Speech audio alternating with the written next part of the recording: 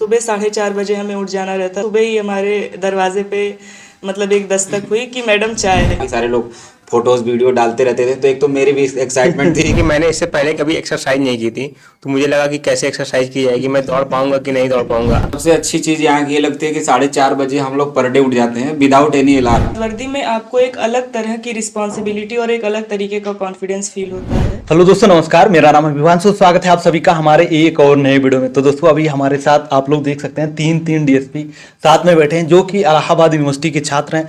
Same batch के तीनों candidate हैं जो कि इलाहाबाद यूनिवर्सिटी से पास आउट हुए हैं। अभी हम doctor Bhimrao Ambedkar police academy Moradabad में हैं। तो यहाँ इनसे जानेंगे कैसा इन लोग का रूटीन रहता है। तो सब कुछ आज की इस वीडियो में कवर करने वाले हैं, बस आप लोग वीडियो में अंत तक बने रहिएगा।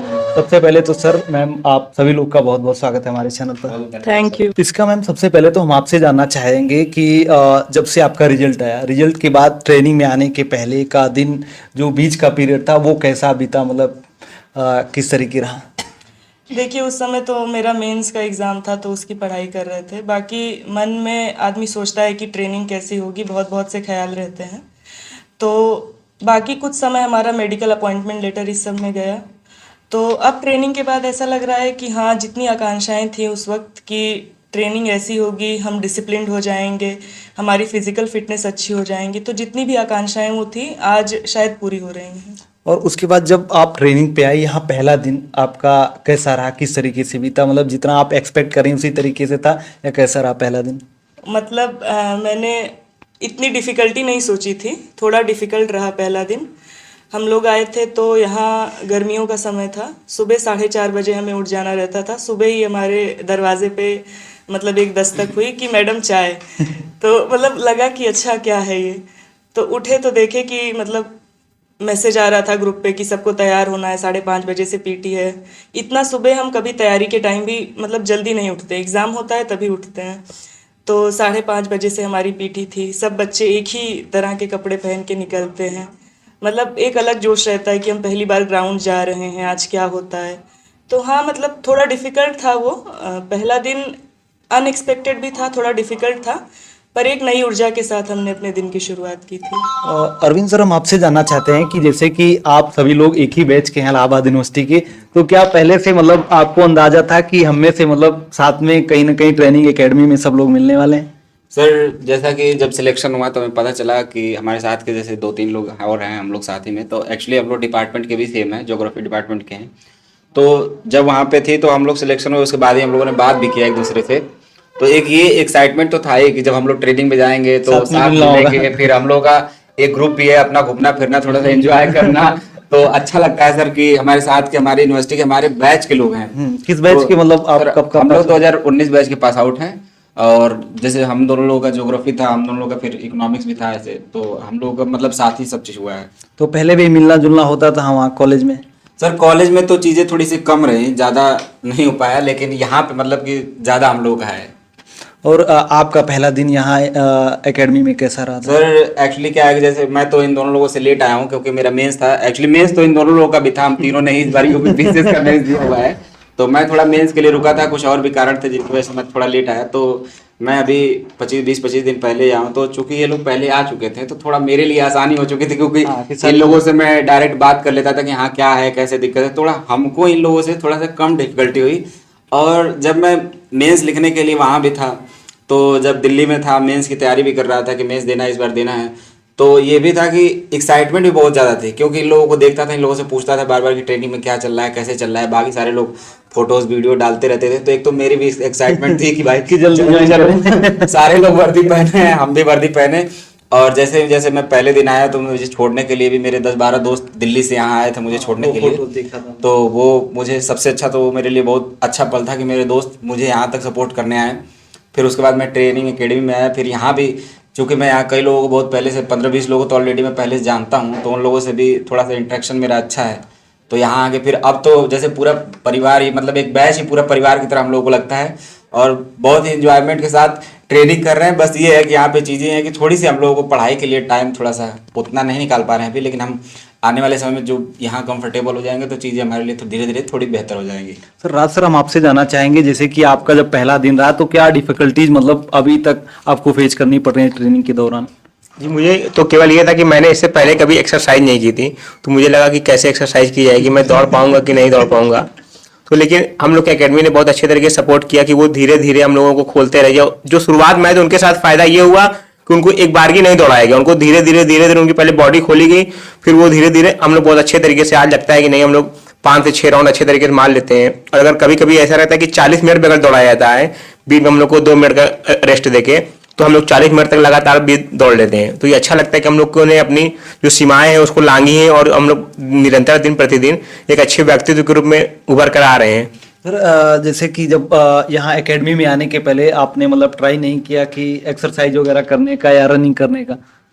जी मतलब ये तो था, लेकिन मेरा उसमें मतलब कि एग्जाम भी थे तो और थोड़ा पढ़ाई के लिए भी समय, और मैं साथ में साइकिलिंग करता था लेकिन कभी दौड़ता नहीं था। मुझे लगता था कि ये क्या मतलब दौड़ना उतना मुझे अच्छा नहीं लगता था। लेकिन यहाँ पे आके मतलब मैंने जो मेरे अंदर जो कमियां थी उसको मैंने ये दूर करने का प्रयास किया है कि ताकि मैं अच्छे तरीके से सभी लोगों के साथ में दौड़ पाऊँ अच्छे तरीके से और उनके साथ में कंप्लीट कर पाऊँ। पूरे दिन बहुत सारी एक्टिविटीज आप लोग की होती रहती हैं, तो उनमें से क्या चीजें मतलब आपको सबसे ज्यादा अच्छा लगता है? जी मुझे तो मतलब कि जैसे जो पीटी रहता है वो काफ़ी अच्छा लगता है कि मतलब जैसे दौड़ने में अच्छा रहता है, और विभिन्न प्रकार के आप एक्सरसाइज करते हैं कि आपके पेट के लिए अलग एक्सरसाइज है, आपके हाथ के लिए अलग एक्सरसाइज है, आपके पीठ के लिए अलग एक्सरसाइज है। तो ये आपके पूरे बॉडी का विकास करता है। और अगर आपका एक जैसे कहा नहीं जाता कि स्वस्थ शरीर में स्वस्थ मस्तिष्क का निवास होता है, तो अगर हम लोग जो अभी तक जहाँ तक नहीं पहुँच पाए हैं तो इसके लिए ये अच्छा है कि हम लोग की बॉडी फिट हो जाएगी, तो हम लोग चीज़ों को बहुत अच्छे तरीके से और सोच पाएंगे, और हम लोग की जो कैपेसिटी बिल्डिंग जिसको कहा जाता है कि हम लोग को वो और अच्छे तरीके से हो पाएगा, तो हम लोग शायद और भी आगे जा सकें। अरविंद सर, आपका तो पर्सनालिटी मतलब देख के लगता है कि आपने पहले से एक्सरसाइज वगैरह या रनिंग वगैरह आप पहले करते थे।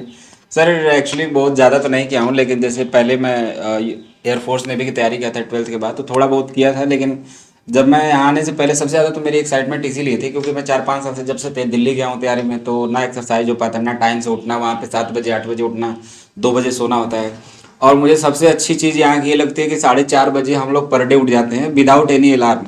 हमें अलार्म लगाने की भी ज़रूरत नहीं है, हमारा नींद अपने आप टूट जाता है और सुबह उठ के हम इतना फ्रेशनेस महसूस करते हैं। और फील्ड पे जाते हैं तो वो चीज़ें हमें जैसे बॉडी हमारे जितना हम वर्कआउट करते हैं, जितनी सारी चीज़ें करते हैं, तो हमारी बॉडी भी उस हिसाब से ठीक होती जा रही है।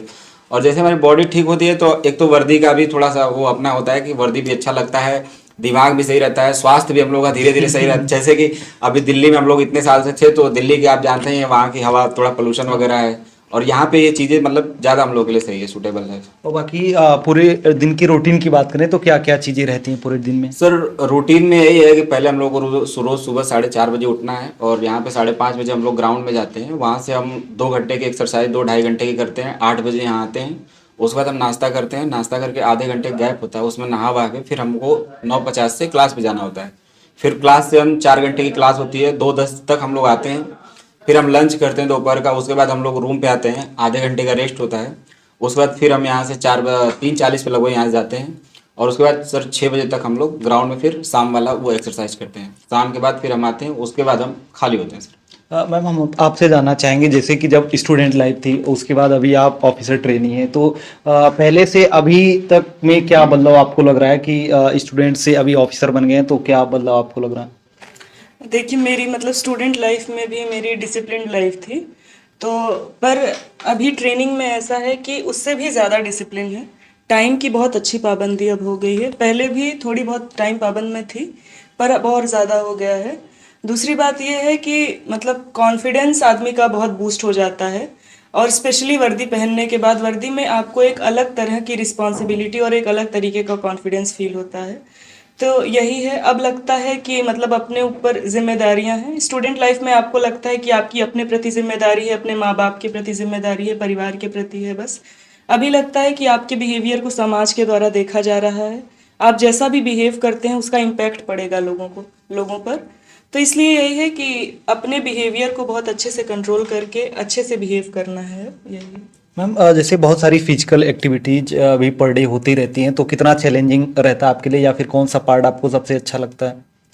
मतलब मुझे शुरू में यही लगता था क्योंकि मैं बचपन में स्कूल में मैं हमेशा अवॉइड करती थी ये सब। इवन हमारे यहाँ पीटी का पीरियड होता था तो उसमें लेफ्ट राइट बस करवाते थे, तो मैं वो भी गलत करती थी और मेरी मैम अपनी मैम से मैं बचना चाहती थी कि मुझे ना करना पड़े किसी तरह हो। तो मुझे यही डर लगता था कि मैं यहाँ आऊँगी और मतलब पहले दिन मैं बेहोश ना हो जाऊँ, मुझे यही लगता था, या फिर दौड़ नहीं पाई पर मतलब लोग बोलते हैं कि लड़कियां फिजिकली स्ट्रांग नहीं है, पर यहाँ मेरे साथ मेरी जितनी भी महिला प्रशिक्षु बैचमेट्स हैं, सब लोग लड़कों से कहीं ज़्यादा मेहनत करती हैं। और मतलब कम ही लड़कियां होंगी जो 4-5 राउंड पूरा नहीं कर पाती हैं। तो हाँ, चैलेंजिंग भी लगता है, कभी कभी लगता है कि मत दौड़ो, 2 चक्कर करके निकल जाओ लाइन से, लेकिन फिर लगता है नहीं, एक और कर लो, एक और कर लो। तो उससे क्या है, मेंटल स्ट्रेंथ बहुत डेवलप हो गई है और पूरा मतलब पूरे चक्कर पूरे करते हैं हम लोग, चाहे 4 चक्कर हो रहे हैं या 5 चक्कर। कभी कभी चैलेंजिंग लगता है दौड़ना भी और परेड करना भी। मतलब अब हमने शस्त्र हमें मिल गए हैं, राइफल मिल गई है, तो राइफल के साथ दौड़ना और भी मुश्किल होता है। पर मतलब धीरे धीरे हम उन चैलेंजेस को एक्सेप्ट करते जा रहे हैं और फिर फिजिकल फिटनेस भी इतनी हो गई है कि अब सारी चीज़ें आसान लगने लगी हैं। तो पीटी वाला जैसे आपने बताया कि पहले पीटी से डर लगता था, मैम करवाती थी, अभी यहाँ पर होता है तो कैसा रहता है, मतलब क्या लगता है आपको? देखिए, गलतियां तो यहाँ भी मतलब सबसे थोड़ी बहुत होती रहती हैं, पर यहाँ है ना कि एक तो हम टोली में हमारा काम होता है, 3 टोलियां हैं हमारे यहाँ, तो टोली में 30 बच्चे हैं, तो उनके साथ कोऑर्डिनेशन में बातचीत करते हुए वो समय कब बीत जाता है पता नहीं चलता। और अपने अंदर भी एक जज्बा रहता है ना कि मुझे चीज़ें सही तरीके से करनी है, हम ट्रेनिंग कर रहे हैं तो अच्छे से कंप्लीट करके जाएंगे। तो अब सब कुछ सीखने में रुचि लेता है इंसान और अच्छे से होता है। अरविंद सर, हम आपसे जानना चाहें जैसे कि अभी आप यहाँ पहुँचे हैं, इतनी बड़ी जर्नी मतलब कंप्लीट करके आप ट्रेनिंग पे पहुँचे हैं, बहुत सारे लोग का मतलब अलग अलग रूप से योगदान रहा होगा आपकी जर्नी में, तो मतलब क्या किन का सबसे ज़्यादा योगदान रहा आपकी जर्नी में? सर सबसे ज़्यादा तो इस जर्नी में योगदान हमारी माता जी का है और हमारे भैया हैं, हमारे पिताजी हैं। मुख्य रूप से योगदान तो उन्हीं लोग का है, क्योंकि जब मेरा इंटरव्यू होने वाला था तो उसी टाइम माता जी का देहांत हो गया था और आज से अभी 10-15 दिन पहले पिताजी का भी देहांत हो गया है। तो माता पिता तो नहीं है, लेकिन सबसे ज़्यादा योगदान जैसे कि हमारे माता पिता का ही, क्योंकि बचपन में ही हमारे पिताजी ने ही मेरा सपना देखा था कि मैं अधिकारी बनूं और उन्होंने मेरा नाम भी साहब रखा था इसी वजह से। लेकिन अब वो दोनों लोग तो नहीं हैं कि मैं उनको, मुझे इस बात का हमेशा दुख रहेगा कि उन लोगों को मैं जो चाहता था वो चीज़ें दे नहीं पाया समय से। अब वो लोग मुझे वर्दी में देख भी नहीं पाएंगे, लेकिन बस ये है कि उन लोगों का सपना है जिसे मैं आगे लेके जा रहा हूँ और मेरे भाई बहन है साथ में, उनका सपोर्ट बहुत रहा है। और उसके बाद अगर मैं सबसे ज़्यादा अगर मेरा सपोर्ट रहा है तो उसे मेरे दोस्त रहे हैं, जो हमेशा मेरे साथ मतलब चाहे सुख हो दुख हो हमेशा मेरे साथ रहे हैं। हमेशा मेरे लिए एक मोटिवेशन, उन्होंने हमारे मोटिवेट किया समय समय पे, कोई भी दिक्कत हो हमारी समस्याओं को समझा है। उसके बाद हमारे टीचर्स, हमारे गाइडेंस, जो हमारे टीचर्स रहे हैं हमारे, जैसे हम दृष्टि मेंटरशिप प्रोग्राम से जुड़े रहे तो वहाँ पे हमारे जो मेंटर थे उन्होंने बहुत सपोर्ट किया हमें। तो इसके पीछे सर ऐसा नहीं है कि मैं जिस पृष्ठभूमि से आता हूँ, जहाँ से आता हूँ, जैसा मेरा सिचुएशन माहौल रहा, वहाँ से मुझे बहुत लोगों ने सपोर्ट किया। तो उनकी एक दुआओं और आशीर्वाद और प्यार की वजह से मैं यहाँ तक पहुँच पाया हूँ। सर, आपसे जानना चाहेंगे कि आपके इस पूरी जर्नी में कितने लोग का सपोर्ट रहा है, मतलब मेंटर्स के रूप में, मतलब कौन कौन आपके साथ जुड़ा था? जी मतलब ये मेरी लाइफ में तो मम्मी पापा का योगदान तो रहा ही है, मेरे दोनों छोटे भाई रांझा और साइकिल का भी योगदान रहा है, और साथ साथ में मेरे जो 2 से 3 सर रहे हैं उनका भी योगदान रहा है। कि वरुणेश सर थे, उन्होंने बचपन में बताया कि आपको ये कोचिंग करनी चाहिए, तो उनके माध्यम से भी मुझे चीज़ें मालूम चलती चली गई। जब मैं इंटर से निकला तभी से मैंने इस बारे में सोच लिया था। और उसके बाद फिर मैं जब अभ्युदय कोचिंग में गया तब मेरे सर थे डॉक्टर सीएल त्रिपाठी सर, उनका भी मुझे बहुत अच्छे तरीके से सहयोग मिला, तो मैं यहाँ तक पहुँच पाया। और मैम, हम आपसे जानना चाहेंगे कि आपकी इस जर्नी में किन किन लोग का बहुत ज़्यादा योगदान रहा है? सबसे पहले तो मेरे मम्मी पापा। मेरे पापा मतलब हम 2 बहनें हैं, पर मेरे पापा ने कभी भी हमको ऐसा नहीं ट्रीट किया कि हाँ लड़कियां हैं मतलब इनको पढ़ाना लिखाना नहीं चाहिए। तो उन्होंने, मैंने जो भी कहा कि मैंने कहा मुझे जेएनयू से पढ़ाई करनी है तो उन्होंने मुझे जेएनयू भेजा। उसके बाद मैंने कहा कि मुझे कोचिंग नहीं करनी, मैं इलाहाबाद आके तैयारी करना चाहती हूँ, तो उन्होंने मेरे इस डिसीजन को भी सपोर्ट किया, जबकि लोगों ने उनसे कहा नहीं अपने मन का कर रही है, मत करने दीजिए। पर उन्होंने मेरे हर डिसीजन में मेरा साथ दिया। फिर मेरी मम्मी मतलब एकदम फ्रेंड्स की तरह रहती हैं, मेरी हर समस्या को सुनती हैं, तो इसलिए कभी भी मतलब मुझे कभी भी ऐसा नहीं लगा कि मेरे साथ कोई सपोर्ट नहीं है। फिर मेरी छोटी बहन जो मुझसे ज़्यादा समझदार है, मतलब मैं परेशान होती हूँ, हताश होती हूँ, तो मुझे समझाती है कि नहीं तुम्हारा हो जाएगा, तुम क्यों परेशान हो रही हो। उसके अलावा हम लोग के साथ हमारे नाना रहते हैं, तो एक गाइडेंस, एक गार्जियन के रूप में हमेशा मेरे साथ उनका आशीर्वाद रहा है। बड़े पापा, बाकी स्कूल टाइम के टीचर्स जो बीच बीच में फ़ोन करके हमेशा मोटिवेट करते रहते थे कि नहीं तुमसे हो सकता है, तुम ये कर सकती हो। बस इन्हीं लोगों का आशीर्वाद था। जब आप लोग का सिलेक्शन जैसे कि हुआ तो यूनिवर्सिटी से आपके मतलब बुलावा आया था आप लोग का कि आप तीन लोग का एक साथ सिलेक्शन हो गया? हाँ, मतलब ज्योग्राफी डिपार्टमेंट से लोगों को पता चला। हमारे ज्योग्राफी डिपार्टमेंट से कई डिप्टी एसपी पहले भी निकल चुके हैं, तो डिपार्टमेंट में मतलब पूरी यूनिवर्सिटी में तो नहीं पर डिपार्टमेंट में ज़्यादा सेलिब्रेशन का माहौल था। हमारे यहाँ से एक आकाश पांडे मैम भी हैं, डिप्टी एसपी में हैं, तो ज्योग्राफी डिपार्टमेंट का नाम एक तरह से रोशन हुआ था, तो वहाँ से बधाइयाँ ज़्यादा आ रही थी। तो बाकी बहुत सारी गर्ल्स मान लीजिए इस वीडियो को देख रही हैं, तो उनके लिए आपका कोई सजेशन, कोई सुझाव रहेगा कि यदि वो भी मतलब वर्दी पहनना चाहती हैं तो क्या क्या चैलेंजर रहते हैं या फिर कुछ सुझाव उनके लिए? मैं उनसे यही कहूँगी कि मतलब सोसाइटी आपको कई तरह की बातें बताती हैं कि पुलिस डिपार्टमेंट अच्छा नहीं है। यूजुअली लड़कियों के लिए कहा जाता है कि टीचर बन जाओ। मुझसे भी यही सिलेक्शन के बाद भी लोग बोलते हैं कि प्रोफेसर का फॉर्म है, डाल देना, एग्ज़ाम दे देना। तो पर मैं उनसे यही कहना चाहूँगी कि ऐसी कोई बात नहीं है। आप महिलाओं को सशक्त तभी बना सकती हैं जब आप खुद पुलिस में आए, महिलाओं की प्रॉब्लम्स आप सुनेंगी, समझेंगी, तो आप खुद तो आप एम्पावर होंगी ही, आप समाज की सभी महिलाओं को एम्पावर कर सकती हैं। कम से कम आप 3-4 थाने की महिलाओं की जो समस्याएं हैं उनका निराकरण कर सकती हैं। तो ज़रूर आइए, लोगों की बातों को मत सुनिए। अगर आप सच में वर्दी से प्यार करती हैं तो मतलब कोई मुश्किल नहीं होनी चाहिए आपके लिए। सर हम आपसे जानना चाहेंगे कि उन छात्रों के लिए क्या आप सजेशन देना चाहेंगे जो अभी मान लीजिए तैयारी की फेज में अभी स्टार्टिंग कर रहे हैं वो? देखिए सर, सबसे पहले तो जो तैयारी कर रहे हैं क्षेत्र में जो भी मेरे दोस्त होंगे, जूनियर्स होंगे, मैं उनको बस यही सजेशन दूंगा कि आप कभी भी इस तैयारी के लिए भटकिए मत। सोर्स को लेकर चाहे फिर और भी चीज़ें अनदर कोचिंग वगैरह को लेकर आप अपना सोच एकदम डायरेक्शन एकदम सीधे रखिए और सीधे आप सिलेबस के अकॉर्डिंग पढ़ते रहिए। और रेगुलर आपको देखिए इस चीज़ में आने के लिए आपको धैर्य, पेशेंस, ये सब मतलब परसिवरेंस, ये सब चीज़ें आपको चाहिए, तभी आप सफल हो पाएंगे कहीं ना कहीं। तो आप एक डायरेक्शनल वे में तैयारी करते रहिए, बहुत ज़्यादा घबराने की जरूरत नहीं। हो सकता है 1-2 बार बहुत लोग असफल हो जाते हैं, तो मैंने कई लोगों को देखा इस तैयारी में 1-2 बार असफल होने के बाद उन लोगों का क्षेत्र मुड़ जाता है, वो कई तरह दूसरे अलग अलग तैयारियों में चले जाते हैं। चूँकि ये ऐसी वर्दी है कि इसके लिए बहुत सारे लोग लगे हुए हैं, ऐसे नहीं कि कम सीटें आती हैं, ज़्यादा लोग लगे हैं, तो जाहिर सी बात है आपको इसके लिए एफर्ट ज़्यादा लगाना पड़ेगा। तो हमेशा अपने आप को उच्च स्तर पर रखने का प्रयास करिए कि आप तैयारी में सबसे बेस्ट अपना दे पाएँ और कभी जीवन में पछतावा ना हो। और बहुत सारे हमारे दोस्त ऐसे हैं कि जो तैयारी करते, चूँकि मैं रहा हूँ, दिल्ली में रहता था, तो अपने लाइब्रेरी में देखता था कि बहुत सारे हमारे दोस्त हैं जो 4 मेंस 5 मेंस दे के अभी तक उनका नहीं हो पाया है। तो उनके लिए भी एक ये है चीज़ें कि कहीं ना कहीं जो अपनी कमियां हैं उनको सबसे पहले आप एनालिसिस करिए कि हाँ मेरी क्या कमी है, मैं कहाँ चूकता हूँ, मैं किन किन जगहों पे कमज़ोर हूँ, तो उस पर आप काम करने का प्रयास करिए, तो आपके लिए चीज़ें बेहतर हो जाएगी। और मैं सबको बेस्ट ऑफ लक बोलना चाहूँगा आगे के लिए। सर आपसे सुझाव लेना चाहेंगे जो छात्र तैयारी कर रहे हैं, तो आपकी तरफ से क्या सुझाव रहेगा उनके लिए? जी मेरी तरफ से ये सुझाव रहेगा कि उनको सिलेबस पहले देखना चाहिए और सिलेबस के साथ साथ में PYQ, और एक इसके अलावा क्या है कि जो अपना आंसर राइटिंग है उस पर फोकस करना चाहिए यदि उनको मेंस लिखने का मौका मिलता है। और मैं आंसर राइटिंग अगर वो लिख रहे हैं तो किसी भी बात को कहें तो उसको प्रमाणित करें कि ये बात अगर वो कह रहे हैं, तो ये 3-4 चीज़ें अगर वो ध्यान रखेंगे तो मेरे ख्याल से उनको इंटरव्यू कॉल होगी और वो फाइनल लिस्ट में रहेंगे। ओके सर, आप तीनों लोग का बहुत बहुत धन्यवाद कि आपने अपना बहुत ही कीमती समय दिया था। बहुत बहुत धन्यवाद सर। तो दोस्तों आप लोग को आज का वीडियो कैसा लगा? आज थोड़ा अलग से वीडियो था क्योंकि पहली बार शायद हम वर्दी वाला ये अभी DSP सर लोग के साथ वीडियो कर रहे हैं। तो वीडियो कैसा लगा आप लोग एक बार कमेंट करके जरूर बताना। यदि आप लोग का कोई सजेशन या सुझाव होता है या क्वेश्चन आप लोग का कोई होता है तो कमेंट बॉक्स में आप कमेंट कर दीजिएगा।